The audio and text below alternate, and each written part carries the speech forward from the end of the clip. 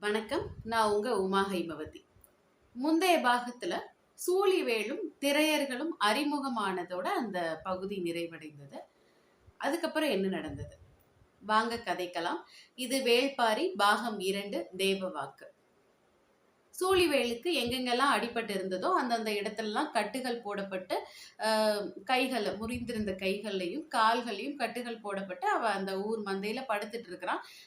இப்போ சூழிவேலுக்கு அவனுடைய ஊரை பற்றின எண்ணங்கள். இப்போ இருக்கிறதும் காட்டுக்குள்ளதான், பரம்பு இருக்கிறதும் காட்டுக்குள்ளதான். ஆனா ஏனோ தன் வீட்டுல இருக்கிற ஒரு உணர்வு சூழிவேலுக்கு வரல. என்னதான் காட்டுக்குள்ளதான் இருக்கிறோம் அப்படின்றாலும் பரம்புக்கும் இதுக்கும் உள்ள வித்தியாசத்தை உணர்ந்துட்டு இருக்கிற போதேன்னு மருத்துவ திறன், திரையர்களுடைய மருத்துவ திறனை பரம்பு மக்களுடைய மருத்துவ திறனோட ஒப்பிட்டு பார்க்கிற போது திரையர்கள் உடல் வலிமையில பயங்கரமான வீரர்களாகவும் நல்ல உருண்டு திரண்ட உடல்வாக கொண்டவர்களாகவும் இருந்தாலும் மருத்துவ திறன் அப்படின்னு வரும்போது பரம்பு மக்களுக்கு ஈடாக அவங்க வர முடியாது. இவங்க தன்னை எவ்வளவு சீக்கிரமா குணப்படுத்தி இருக்கிறாங்களோ இதுல பாதி நாட்கள் தான் பரம்பு மக்கள் தன்னை குணப்படுத்துறதுக்கு தேவைப்பட்டு இருக்கிறோம் அப்படின்றத யோசிச்சுட்டே படுத்துட்டு இருக்கிறான். இப்போ ஊர் மக்கள் எல்லாரும் ஒரு ஒரு மனிதனை, ஒரு இளைஞனை தூக்கிட்டு வராங்க. ஒரு 4 இளைஞர்கள் சேர்ந்து அந்த ஒரு ஒரு இளைஞனை தோள்ல தூக்கிட்டு வராங்க. அந்த இளைஞனுக்கு உடல் முழுவதும் கீறல் இருக்கு. குருதி அங்கங்க வழிஞ்சுகிட்டு இருக்கு. இவனை தூக்கி கொண்டுட்டு வந்து ஊர் மந்தையில வைக்கிறாங்க. அந்த இளைஞன் வந்து கையில ஒரு இலை எடுத்துட்டு வரான். இலையெல்லாம் செய்யப்பட்ட மாலையை எடுத்துட்டு வந்து ஊர் நடுவுல வைக்கிறான். அ ஊர் மக்கள் எல்லாருடைய முகத்திலயும் அழகான சிரிப்பு மலர்ந்திருக்கு. சூழிவேலுக்கு இத பார்க்கிறம்போது ஏதோ ஒரு மகிழ்ச்சியான ஒரு விஷயம் நடந்துகிட்டு இருக்கு அப்படின்றது மட்டும் அவனால உணர முடியுது. இப்போ அன்றைக்கு இரவு அவன் குடில்ல இருக்கிறபோது, தூதுவை அவனுக்கு உணவு எடுத்துட்டு வரா. உணவு எடுத்துட்டு வந்து குடுக்க வரும்போது, "என்னாச்சு?" அப்படின்னு கேட்கிறபோது தான் தூதுவை சொல்றா, "அவன் வந்து காட்டெருமையை வீழ்த்தி வெற்றி இலைய பறிச்சு வந்திருக்கிறான்" அப்படின்னு சொல்லிட்டு தூதுவை சொல்றா. "ஓ! காட்டெருமையை வீழ்த்தியிருக்கிறாங்களா? எத்தன பேர் சேர்ந்து வீழ்த்துனாங்க?" அப்படின்னு கேட்கும்போது, "எத்தன பேரா? ஒரே ஒருத்தன் தான்" அப்படின்னு சொல்லும்போது, "ஒருத்தனா? ஒருத்தன் எப்படி காட்டெருமையை வீழ்த்த முடியும்? ஏன்னா காட்டெருமையுடைய சக்தி ஒரு யானையவே வந்துட்டு வீழ்த்தக்கூடிய அளவு வலிமை கொண்டது. அப்படிப்பட்ட காட்டெருமைய ஒரே ஒரு மனிதன் வந்து வீழ்த்தினான் அப்படின்னு சொன்னா எப்படி நம்புறது?" அப்படின்னு சொல்லி சூழிவேல் கேட்க, "ஒருத்தன் தான் வீழ்த்தினான். எத்தனை ஆயுதங்களை வேணாலும் எடுத்துட்டு போகலாம். ஆனா ஒருத்தன் காட்டெருமையை வீழ்த்தி அந்த வெற்றி இலையை பறித்து எடுத்துட்டு வந்தா மட்டும்தான், அந்த இலைய ஊர் மந்தையில வச்சா மட்டும்தான் அவன் விரும்பிய பெண்ணை அவன் மணக்க முடியும். இது இந்த குலத்தினுடைய வழக்கம்" அப்படின்னு சொல்லிட்டு தூதுவை சொல்றா. ஆ ஆனாலும் சூழிவேலால நம்ப முடியல. ஒரே ஒருத்தர் எப்படி வீழ்த்த முடியும் அப்படின்றதுலயே இருக்கா. இத அறிந்த தூதுவை வந்துட்டு, இப்படித்தான் பசுமையான ஒரு செடிய போய் பத்த வைக்கிறான். தீப்பற்றி எரியுது செடி. இப்படிலாம் நான் வந்து சொன்னேன். பறவைகள மயங்க வைக்கிறான்னு வந்து சொன்னேன். ஊர் மக்கள் யாருமே நம்பல. ஆனா நான் கூட்டிட்டு வந்து காட்டினதுக்கு பிறகு அவங்க நம்பினாங்க இல்லையா? அதே போல தான். இப்போ நான் உன்கிட்ட சொல்றேன். நீ நம்ப மாட்டேங்கிற அப்படின்னு சொல்லி தூதுவை சொல்றா. தூதுவை ஒரு சூழிவேல் வந்து ஒரு நம்பிக்கையின்மையோடையே அந்த சாப்பாட சாப்பிடுறா. சாப்பிடும்போது தான் தூதுவை இருந்தது. இது வந்து இன்னைக்கு அவன் வீழ்த்தி எடுத்துட்டு வந்தான் இல்லையா? அந்த காட்டெருமையால சமைத்த கறி உணவு அப்படின்னு சொல்லிட்டு தூதுவை சொல்றா.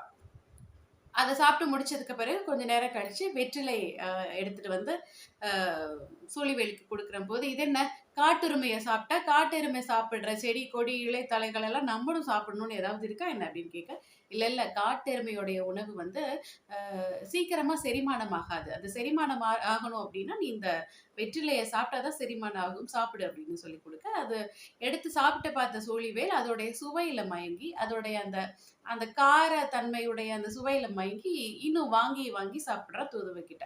அவனுக்கு வெற்றிலைய மடித்து மடித்து கொடுக்கிறதுல தூதுவைக்கு ஒரு பயங்கரமான பேரின்பம்.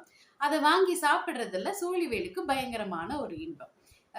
இத சாப்பிட்டுட்டு மறுநாள் வந்துட்டு அன்றைக்கு இரவு நேரத்துல அந்த சூ சூழிவேல் ஒரு 2 பாறைகளுக்கு நடுவுல மாட்டிக்கிட்டு இருந்தான் இல்லையா? அந்த பாறைகள் பக்கத்துல போய் உட்கார்ந்திருக்கிறான். அப்போ தூதுவையும் அவனுடைய பக்கத்துல வந்து உட்கார்றா. 2 பேருடைய பொழுதும் பயங்கரமான மௌனத்துல கழிஞ்சுக்கிட்டே இருக்கு. இந்த மௌனத்தோடைய முடிவில 2 பேருடைய மனங்களும் ஒன்றா இணைந்தத 2 பேருமே உணர்றாங்க. இப்ப சூழிவேல் தூதுவையுடைய வலது தோள்பட்டையில ஒரு பெரிய மச்சம் இருந்தத பார்க்கிறான். "என்ன அது?" அப்படின்னு கேட்கிறபோது, இந்த மச்சம் எங்க குலத்துல பொதுவா எல்லாருக்கும் இருக்கும். நெறைய பேருக்கு இந்த மச்சம் இருக்கிறது உண்டு." அப்படின்னு சொல்லிட்டு தூதுவை வந்து அந்த இடத்துல இருந்து அன்னைக்கு 2 பேரும் பிரிஞ்சு போயிடுறாங்க. இப்போ மறுநாள் வந்துட்டு இந்த இன்னொருத்தர் வந்து இன்னொரு இளைஞன் காட்டெருமைய வந்துட்டு வீழ்த்துறதுக்காக புறப்படுறான் அப்படின்றத கேள்விப்பட்ட சூழிவேல், சரி நம்மளும் போய் என்ன நடக்குதுன்னு பார்க்கலாம் அப்படின்னு சொல்லி ஊர் மக்களோட போய் நிக்கிறான். ஒரு மலை முகட்டுல 2 மலைகள் சந்திக்கிற அந்த மலைச்சரிவுல ஒரு நீரோடை போய்க்கிட்டு இருக்கு. அந்த நீரோடை பக்கத்துல ஊர் மக்கள் எல்லாரும் கூடியிருக்கிறாங்க. அந்த நீரோடைக்கு தண்ணீர் குடிக்கிறதுக்காக காட்டெருமை வரும். அப்படி வரும்போது அந்த காட்டெருமையை வீழ்த்தணும் அப்படின்னு சொல்லிட்டு பார்த்துட்டு இருக்கிறாங்க. காட்டெருமையோட வரவுக்காக எல்லாருமே காத்துக்கிட்டு இருக்கிறாங்க. இப்போ ஒரே ஒரு காட்டெருமை வருது. அந்த காட்டெருமைய ரொம்ப தொலைவில இருந்து தான் சூழிவேல் பார்க்குறான். பயங்கரமான உடல் அமைப்பு. அதோட உயரம் பார்த்தா அவ்ளோ பயங்கரமான உயரம். அதோடைய கொம்புகள் 2ம் முறுக்கிக்கிட்டு இருக்கிறத பார்த்தா, அது ஒரு யானையவே குத்தி தூக்குற வலிமை உடைய கொம்புகளா அவனுக்கு தெரியுது. ஆனா, இந்த காட்டெருமையை எதிர்த்து ஒருவன் போய்க்கிட்டு இருக்கிறான். ஒருத்தன் அந்த காட்டெருமைக்கு முன்னாடி போய்க்கிட்டு இருக்கான்றதையே சூழிவேலால நம்ப முடியல. ஏன்னா, காட்டெருமை காட்டுக்குள்ள வந்துச்சுன்னா, அதுகிட்ட இருந்து எப்படி தப்பி பிழைக்கிறது அப்படின்றது மட்டும் தான் பரம்பு மக்களுக்கு கத்துக் குடுத்திருக்கிறாங்க. சூழிவேலுக்கும் அது மட்டும் தான் தெரியும். ஆனா, காட்டெருமையை வீழ்த்தலாம் அப்படிங்கிற எண்ணம் கூட யாருக்கும் வந்ததில்ல. ஆனா, காட்டெருமையை வீழ்த்துறதுக்கு ஒருத்தன் போய்க்கிட்டு இருக்கிறான் அப்படின்றத மெய்மறந்து பார்த்துட்டு இருக்கிறான் சூழிவேல். ம். இவன் போய் காட்டெருமைக்கு ஏதேதோ போக்கு காட்டி அத தன்னை துரத்த வைக்கிறான். காட்டெருமை பயங்கரமான வேகத்துல அவன துரத்துது. இவனும் காட்டெருமையை விட அதிகமான வேகத்துல அந்த மனிதன் ஓட ஆரம்பிக்கிறான். மலையோட சரிவுல மேல் நோக்கி ஓடுறான். கீழ் நோக்கி ஓடுறம்போது வேகம் அதிகமா இருக்கும். ஆனா மேல் நோக்கி அதே வேகத்தோட காட்டெருமையை விட அதிகமான வேகத்துல சூழிவேல் அந்த மனிதன் திரையர்கள் குல மனிதன் வந்து வேகமா ஓடிட்டு இருக்கிறான். இப்படி ஓடும்போது பொதுவா நம்ம ஒரு பாதை இருக்கு அப்படின்னா, அதுல வேகமா ஓடுறது அப்படின்றது அவ்வளோ பெரிய கடினமான விஷயம்லாம் கிடையாது. அது சாதாரணம் தான். ஆனா, அந்த காட்டுப்பாதையில காட்டெருமை தொரத்துறபோது பாதைகள் எதுவும் கிடையாது. நடுவுல செடிகளும், கொடிகளும், மரங்களும் வளர்ந்திருக்கும். அந்த இதெல்லாம் விலக்கிட்டு ஒரு விலங்கு வந்து பயங்கர வேகத்துல ஓடுனா எப்படி ஓடும்? அதுக்கு நடுவுல இருக்கிற இலை தழைகள் எல்லாம் கீறிட்டு அந்த ஒரு பாதை அமைச்சுட்டு ஓடும்ல. அத போல ஓடுறான் இந்த மனிதன். அவனுடைய உடல் இப்பதான் வந்து அவனுடைய உடல் எப்படி இருக்கு? எப்படி இவன் இந்த செடி கொடிகள் எல்லாம் கீறிட்டு போறான் அப்படின்னு சூழிவேல் கவனிக்கிற போது, அவங்களுடைய உடல் பகுதியில இது இது எல்லாம் அ இதுக்கெல்லாம் பொருந்துற அளவுக்கான உடல் பகுதி அவங்களுக்கு இருக்கு. அவங்களுடைய கால் பாதங்கள் பயங்கர அகலமான பாதங்களா இருக்கு. அதனால தான் அவங்களால இவ்ளோ வேகமா மலைச்சரிவினுடைய மேல் நோக்கி ஏற முடியுது. அப்படின்றதையும் சூழிவேல் பார்த்துட்டே இருக்கிறான். இப்போ மேல் நோக்கி போறான் அந்த மனிதன். காட்டெருமை அவனை பின்னாடியே தொரத்திட்டே வருது. ஒரு திருப்பத்துல அந்த காட்டெருமைக்கு போக்கு காட்டி அப்படியே திரும்பி கீழ் நோக்கி ஓடி வரான். இப்ப பயங்கர கோவம் காட்டெருமைக்கு. இவன் என்ன நமக்கு போக்கு காட்டிட்டே இருக்கிறான்னு சொல்லிட்டு மேல போறத விட கீழ வர்றதுக்கான வேகம் அதிகமா இருக்கும் இல்லையா? இப்ப பயங்கர வேகத்தோட காட்டெருமை வருது. இப்படி 3 முறை முன்னாடி போறான், பின்னாடி வரான், மேல போறான், கீழ வரான். இப்படி 3 முறை போக்கு காட்டிட்டே இருக்கிறான். இந்த 3வது முறை கீழ இறங்கி வரும்போது 2 புதர்களை தாண்டி காட்டெருமை பயங்கர வேகத்தோட பாயுது. ஆனா அத விட வேகமா, அதை விட உயரமா இந்த மனிதன் தாவி குதிச்சு 2 புதர்களை கடந்து போறான். இப்போ இந்த 3வது முறை முடியிற நேரத்துல, ஒரு பெரிய புதருக்குள்ள காட்டெருமையும் சரி, இந்த மனிதனும் சரி உள்ள புகுந்துடுறாங்க. இப்போ உள்ள என்ன நடந்ததுன்றத பார்க்க முடியல. ஆனா, வெளியில வரும்போது காட்டெருமையோடைய வேகம் கொஞ்சம் குறைஞ்சிருக்கிறத சூழிவேலால உணர முடிஞ்சது. இப்போ மேல அந்த மனிதன் வேகமா ஏறுறான். ஆனா காட்டெருமையால அவ்வளவு வேகமா ஏற முடியல. மெதுவா வருது. ஒரு கட்டத்துல காட்டெருமையோட வேகம் முழுவதுமா நின்னு, காட்டெருமை அந்த இடத்திலேயே அப்படியே நின்னுருச்சு. இப்போ அதால நகர முடியல. இந்த மனிதன் இப்போ அந்த அவனுடைய கையில 2 ஆயுதங்கள வச்சிருந்தான். காட்டெருமை நின்றபடியே அந்த ஆயுதங்கள கொம்புகளால தடுக்க முயற்சி பண்ணுது. உடனே இந்த மலை முகட்டில இருந்த மனிதர்கள் எல்லாரும் கீழ இறங்கி, ஓகே முடிஞ்சுச்சு. இனிமே காட்டெருமை விழுந்தது அப்படின்னு நெனச்சு கீழ இறங்கி வராங்க. இவங்க வர்றதுக்குள்ள காட்டெருமை வீழ்ந்து தரையில கிடந்தத தான் சூழிவேலால பார்க்க முடிஞ்சது. இவருக்கு பயங்கரமான ஆச்சரியம். எப்படி? எப்படி இவ்ளோ வேகத்துல ஓடிக்கிட்டு இருந்த காட்டெருமைய, அ இவ் ஒரு இடத்துல அசையாம நிக்க வச்சான். என்ன ஆச்சு? அப்படின்றது அவனுக்கு ஒண்ணும் பிடிபடல. ஆனா, அந்த மனிதன் அன்றைக்கு வெற்றி பெற்றுட்டான். இப்போ வெற்றிலைய பறிக்கிறதுக்காக போய், வெற்றிலைய பறிச்சுட்டு வந்து ஊர் மந்தையில வச்சு, அவனுக்கு பிடித்த பெண்ணை சொல்லி திருமணம் செஞ்சுக்கிட்டாங்க. அன்றைக்கு இரவும் கொண்டாட்டங்கள் தொடங்குது. கறி உணவு சமைக்கப்படுது. இந்த காட்டெருமைய உணவு வந்து கொடுக்கப்படுது எல்லாருக்குமே.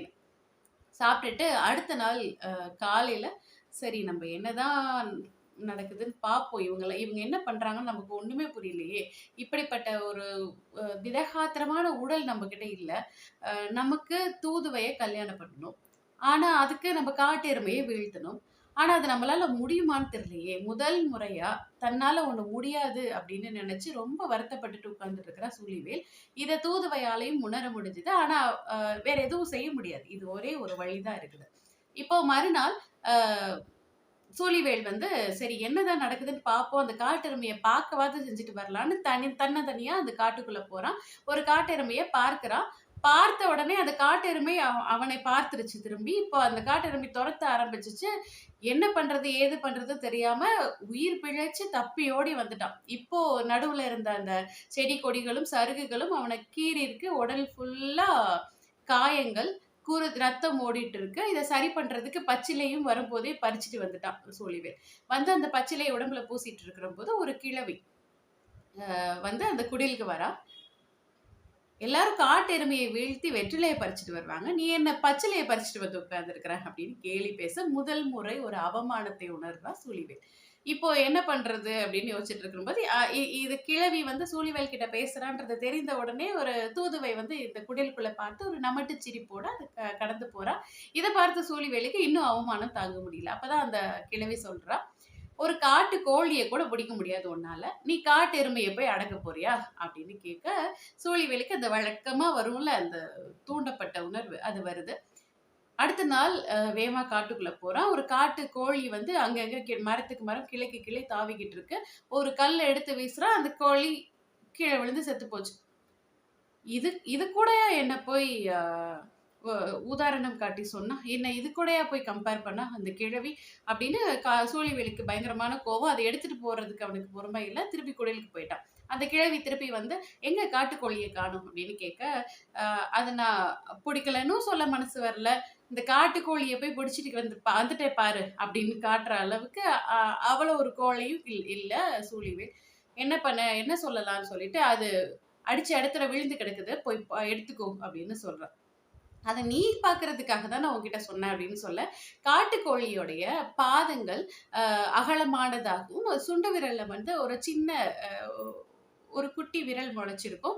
அந்த சதையை நீ கரெக்ட்டா புடிச்சு தட்டி விட்ட அப்படின்னா, அந்த காட்டுக்கோழி நகர முடியாமல் நின்றும். காட்டுக்கோழிய போலவே காட்டெருமைக்கும் அதனுடைய பாதத்துல ஒரு சின்ன சதை வளர்ந்திருக்கும். அந்த சதைய சரியா பிடிச்சு தட்டி விட்டன்னா, காட்டெருமையால நடக்க முடியாது அப்படின்ற ஒரு விஷயத்த கிழவி வந்து சூழிவேலுக்கு சொல்லிக் குடுக்குறா.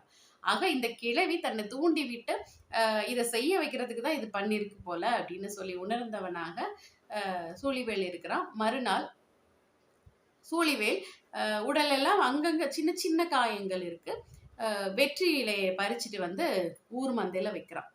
இவன் எதுக்கு வெற்றிலைய பறிச்சுட்டு வந்து ஊர் மந்தையில வச்சுட்டு இருக்கிறான் அப்படின்னு எல்லாரும் பார்க்கும்போது, பின்னாடி வந்த இளைஞர்கள் சொல்றாங்க, "அவன் காட்டு எருமையை வீழ்த்தி இலைய பறிச்சுட்டு வரான்."